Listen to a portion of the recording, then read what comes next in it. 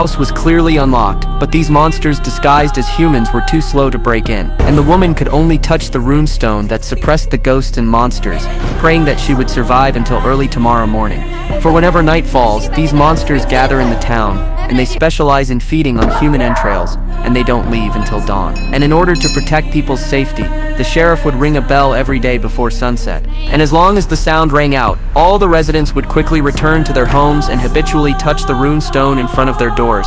And even 7 or 8-year-old children would obediently do so. One could imagine how terrifying the night in the town really was. Only after the streets were empty did the sheriff return to the police station with peace of mind.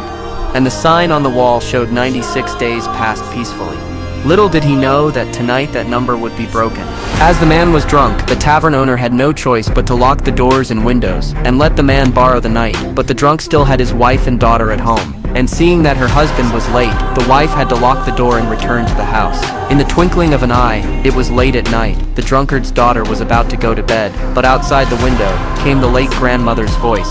She was curious to open the curtains, and found that her grandmother was right outside. The grandmother easily coaxed the girl by stating that it was cold outside, and that she wanted to come in and sit down. Despite the mother's desperate attempts to stop her, she was a step too late.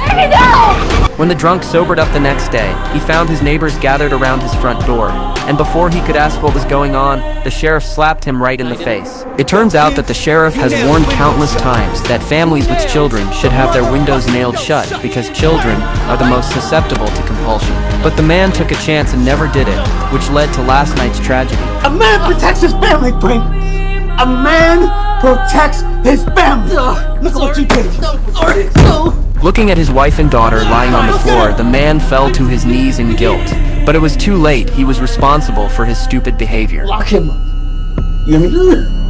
And the reason why the sheriff hated the man so much was not only because he had killed his wife and daughter, but equally he had killed others. Because as soon as someone dies in the town, a newcomer stumbles in and their safety is broken. Sure enough, on the day of the funeral, an RV pulls up. The sheriff immediately greets the crowd and asks them not to talk while he himself goes up to inquire about the situation. After learning that the man's family was lost, the sheriff pointed ahead, and soon the man drove off. But strangely enough, no matter how much the man drove, they were never able to leave the town.